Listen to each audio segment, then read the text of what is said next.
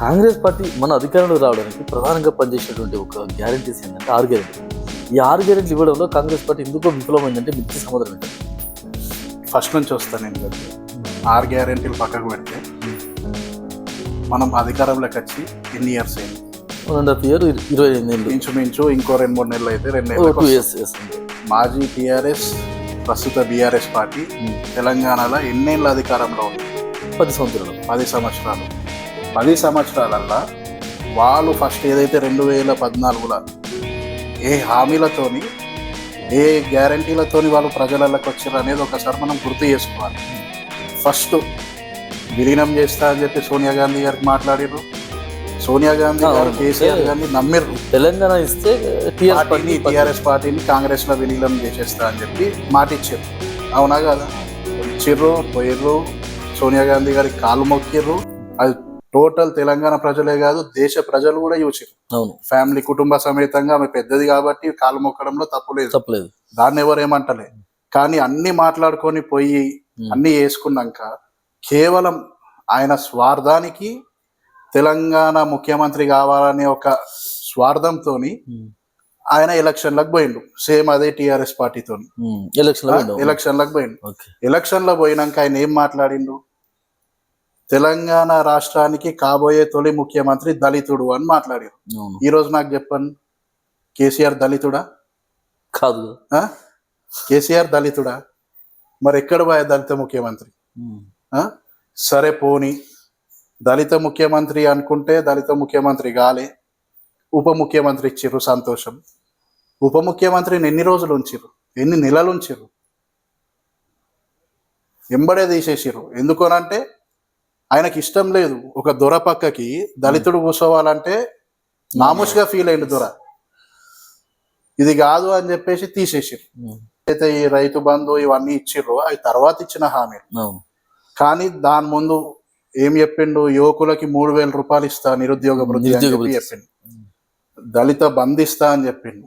దళితులకు 3 ఎకరాల భూమి ఇస్తా అని చెప్పిండు. ఎన్ని గ్రామాలలో దళితులకు భూమి వచ్చింది? ఎన్ని గ్రామాలలో దళితులకి 10 లక్షల రూపాయలు ఏదైతే దళిత బంధు రూపంలో ఇస్తా అన్నారు? ఉద్యోగాలు ఇవ్వలేకపోయా. మెయిన్ యువ వికాస్, ఇప్పుడు ఏదైతే మా స్కీమ్ యువ వికాస్, వాళ్ళ స్కీమ్ ఏదో నిరుద్యోగ వృత్తి అని చెప్పి 3,000 ఇస్తా అని చెప్పిండు. ఏమి ఇచ్చిండు? ఇచ్చిండా? అసలు ఉద్యోగాలు ఇచ్చిండా? కనీసం ఒక ఉద్యోగాన్ని ఇచ్చిర్రు అనేది కూడా లేదు. అది ఎక్కడ ఇచ్చిర్రు ఉద్యోగాలు? ఏమి ఇచ్చిర్రు అవి అని అంటే బర్రెలు, గొర్రెలు, చేపలు. బర్రెలు గొర్రెలతో మనం మీదికి వస్తామా? ఒక్క మాట, మన నాన్నలే చేయలేక అన్ని సాలించుకొని ఉన్న వ్యవసాయం అయితే చేస్తుర్రు, లేకపోతే లేదు. అలాంటిది లక్షలు పెట్టి మనము సిటీలో పోయో మా జిల్లా స్థాయిలో పోయో మనం ఈ డిగ్రీలు, ఇంజనీరింగ్లు అవి ఇవి చేసుకుంటా మనం ఏదో మన నమ్మకం మీద మన తల్లిదండ్రులు మనకి చదివిస్తారు. అది వచ్చేసరికి అటు పోతే ఉద్యోగాలు లేవు. మనకేముంటుంది ఆలోచన? అరే పోతాం, ఏదో ఇన్స్టిట్యూట్కి పోతాం, ఈ ఎగ్జామ్ ఆ ఎగ్జామ్ చెప్పి రాస్తాం. అది నోటిఫికేషన్స్ పడి డబ్బులు ఖర్చు అవుతూ ఉంటాయి. ఇది కాదు అని చెప్పి ఇంటికి వచ్చి ఇంటి దగ్గర ఉంటాం పేరెంట్స్కి తోడుగా. అక్కడ ఏం చేసేస్తుండు అని అంటే గొర్రెలు బర్రెలు ఇచ్చేసిండు.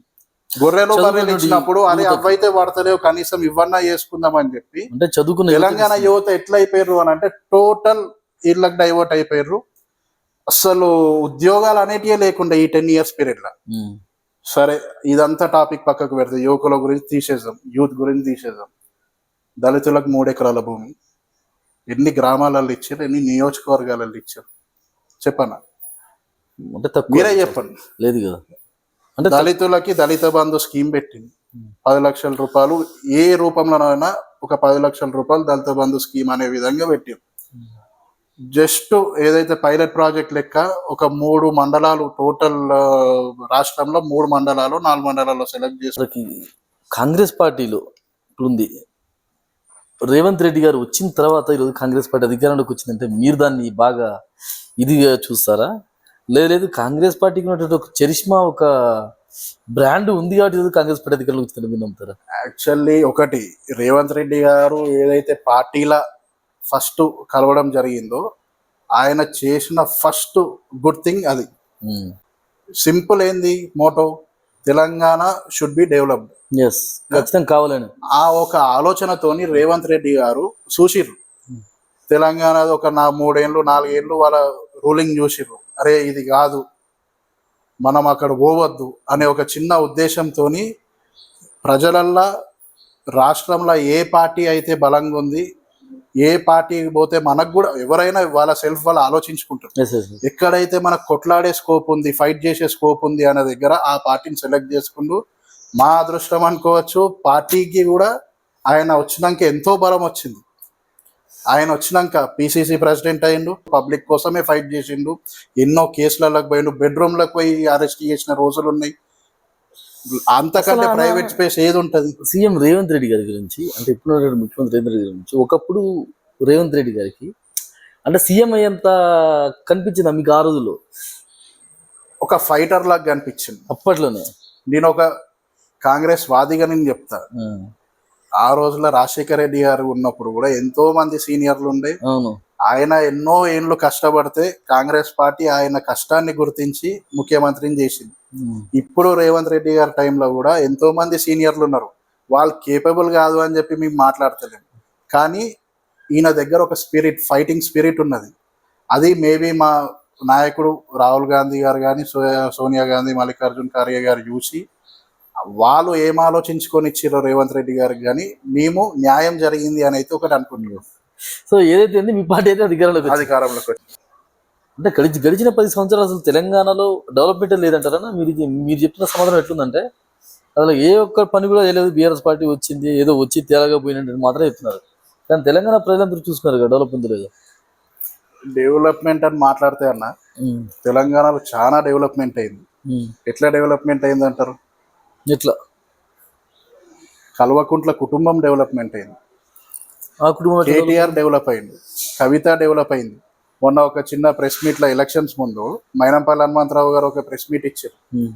హరీష్ రావు అనే వ్యక్తి లాయలప్పలు, మన తెలంగాణలో స్లిప్పర్స్ ని లాయలప్పలు అంటారు, రబ్బర్ చెప్పులు లాయలప్పలు వేసుకొని సంఖ్యలో పెట్టుకొని వెల్మా కమ్యూనిటీ హాస్టల్లో ఆ రోజు ఆయన మొదటిసారి చూసినా అని చెప్పి మాట్లాడింది.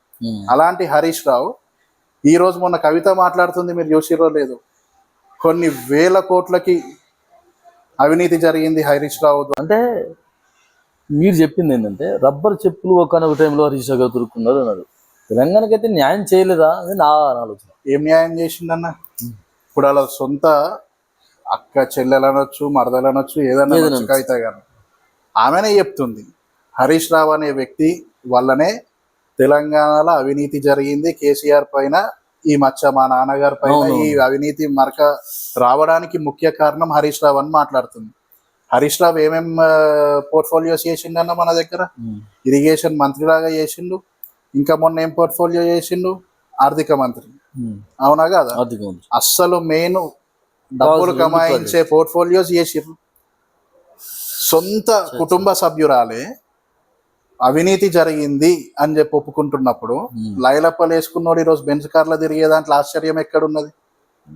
ఇప్పుడు మా ఊర్లో చూపిస్తా, సేమ్ ఇదే లాయలప్పలు వేసుకొని చదవడానికి హైదరాబాద్ పోయిన వాళ్ళు ఉన్నారు, ఇటు నాందేడ్ ఏరియాకు పోతారు, నిజామాబాద్ పోతారు, ఈ ఏరియాలకు పోయిన వాళ్ళు ఉన్నారు. ఈరోజు నిరుద్యోగుల్లాగా ఇంటి దగ్గర ఉన్న వ్యవసాయం చేసుకునేటోళ్ళే ఉన్నారు, కానీ ఏ ఒక్కళ్ళు బెంచ్ కారు కాదు, కనీసం మారుతి కారు కొనే సిచ్యువేషన్లో కూడా లేరు. వాళ్ళు ఏం కష్టం చేసిర్రు, మనం ఏం కష్టం చేయలేదు. నేను ఒక్కటి అడుగుతా, వాళ్ళు ఏం కష్టం చేసిర్రు, మనం ఏం కష్టం చేయలేదు. ఉద్యమంలో అయితే వాళ్ళు ఎంత కొట్లాడిర్రో, వీళ్ళు ఆ టైంలో చదువుకున్న వాళ్ళు, యువకుల పోరాటమే ఎక్కువ ఉద్యమంలో. యువకులు లేకపోతే హరీష్ రావు ఎక్కడ, కేసీఆర్ ఎక్కడ? వీళ్ళు ఎట్లా ఇళ్లలో వ్యవసాయాలు చేసుకుంటారు, వాళ్ళు ఎట్లా బెంచ్ కార్లలో తిరుగుతారు చెప్పండి? ఆ విధంగా మనం ఆలోచిస్తే తెలంగాణలో కేవలం కల్వకుంట్ల కుటుంబం, ఆ కొత్తగా ఆయన కల్వకుంట్ల కాదు కానీ ఏదో సంతోష్ రావు ఆయన తప్ప, వాళ్ళ ఉన్న ఆ కుటారి కొందరు ఎన్నుకున్న కొందరు మినిస్టర్స్ కానీ వాళ్ళ పర్సనల్స్ వాళ్ళు డెవలప్ అయ్యారే తప్ప తెలంగాణ ఎక్కడ డెవలప్ కాలే, తెలంగాణ ప్రజలు డెవలప్ కాలే. ఏ గ్రామ స్థాయిలో పోయినా కూడా ఎవరు లీడర్లు డెవలప్ అయ్యారు, నాయకులు డెవలప్ అయ్యారు. గ్రామ స్థాయిలో పోతే ఏమీ లేని నాయకులు హీరోలు అయ్యారు, కానీ పాపం వాళ్ళ వెనుక నమ్మి జెండాలు మోసిన కార్యకర్తలు మాత్రం ఎక్కడున్నారో అక్కడనే ఉన్నారు. ప్రజలు అనుకుంటారు అరే మీ దగ్గరకు వచ్చినా అదే అవుతుంది అని, కానీ నేను సింపుల్గా మళ్ళీ ఇంకోటి చెప్తా, మా మండల ఆఫీస్ పోతాం, పోయి ఏదన్నా మా వ్యక్తికి డబుల్ బెడ్రూమ్ రాయని చెప్తాం, మా పలానా వ్యక్తికి పెన్షన్ రాయని చెప్తాం. వాళ్ళు అనే ఒకటే మాట, ప్రజాపాలన దరఖాస్తుల వాళ్ళ పేరు ఉందా లేదా, వాళ్ళు L1 L2 L3లా ఏ లిస్టులు ఉన్నారు, ఇన్ కేస్ వాళ్ళు ఎలిజిబుల్ అయితేనే మేము ఇవ్వగలుగుతాం సార్, లేకపోతే లేదు. ప్రజాపాలన ప్రజాపాలన ప్రజాపాలన అనే అర్థానికి ఇది నేను అర్థం చెప్తున్నా. నాయకుల దగ్గర ఎలాంటి పవర్ లేదు, నేను ఓపెన్ గా చెప్తున్నా. నాయకునికి పవర్ ఉంటేనే ఊర్లో 10 మంది నమస్తే పెడతారు, భయపడతారు, అది నడుస్తుంది. కానీ మేము గర్వంగా చెప్పుకుంటున్నాం, ప్రజాపాలన తెలంగాణలో నడుస్తుంది. ప్రజాపాలన ఏ నువ్వు ఎక్కడవో ఏ ఆఫీస్కో నువ్వు అర్హునివి అయితే, ఈ పథకానికి నువ్వు అర్హునివి అయితే ఆఫీసరే నీకు ఇస్తున్నాడు, కానీ నాయకుడు ఇస్తలేడు. అంత పవర్ గవర్నమెంట్, సీఎం గారు వాళ్ళకి ఇచ్చిర్రు, మినిస్టర్ గారు వాళ్ళకి ఇచ్చిర్రు. వాళ్ళ ద్వారా ప్రజలకు కూడా మేలు జరుగుతుంది అనే ఫుల్ కాన్ఫిడెన్స్తో ఉన్న దీన్ని కాదు నాయకులే చేస్తున్నారు అని చెప్పి ఒక్క మాట ప్రజల నుంచి మీరు అడిగి తెలుసుకోండి. సో నా ఒక్క మాట అన్న, అంటే ఇప్పుడు ఈ 6 గ్యారెంటీలు రాష్ట్ర వ్యాప్తంగా ఫుల్ ఫ్లెడ్జ్డ్గా అయినాయి అంటారా? అంటే అవుతున్నాయా? అలా నీకు ఇంతకు ముందు అడిగింది కూడా అదే.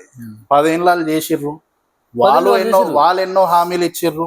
ఇప్పుడు 1.5 year, ఒక 20 months నుంచి మనం 20 నెలల నుంచి మనం చేస్తున్నాం. అంటే ఇంకా 2 అయినాయి అన్న. ఇప్పుడు కాంగ్రెస్ పార్టీ చెప్పినట్టు 6 గ్యారెంటీలో నేను క్లారిఫికేషన్ ఇస్తా. ఈ రెండు వరకు అయినా. సో నేను క్లారిఫికేషన్ ఇస్తా.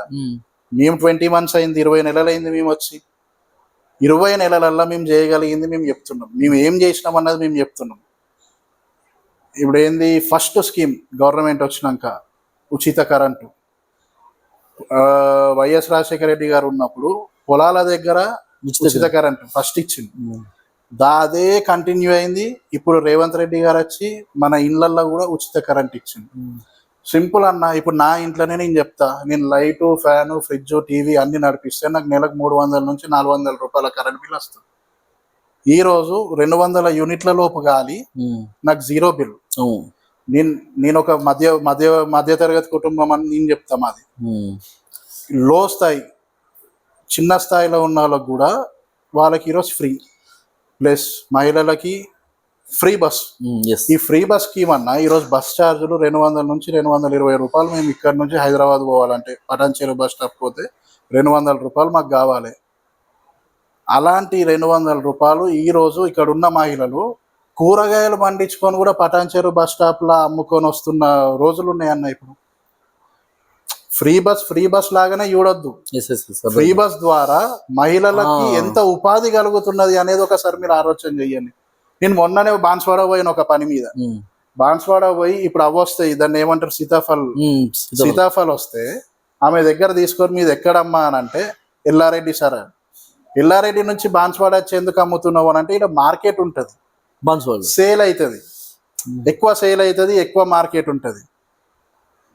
అంటే వాళ్ళ ఆలోచన విధానం ఏంది, అరే బస్ అయితే ఫ్రీ పోతాం, బిజినెస్ చేసుకుంటాం, వస్తాం. అంత మంచి స్కీము. దాన్ని ఏమి వీళ్ళు ఎట్లా చేస్తారు, ఫ్రీ బస్ ఇచ్చి మొత్తం ఆగం చేసిర్రు అని చెప్పి కొన్ని రోజులు మాట్లాడారు. పబ్లిక్ దానికి వాళ్ళు కూడా పబ్లిక్ ఏ విధంగా సమాధానం ఇవ్వాలో ఆ విధంగా సమాధానం ఇచ్చారు. ఫ్రీ బస్ వస్తుంది, ఫ్రీ కరెంట్ వస్తుంది. ఇప్పుడు SC STలకి 4 సిలిండర్లు 500 రూపాయలకే సిలిండర్స్ వస్తున్నాయి.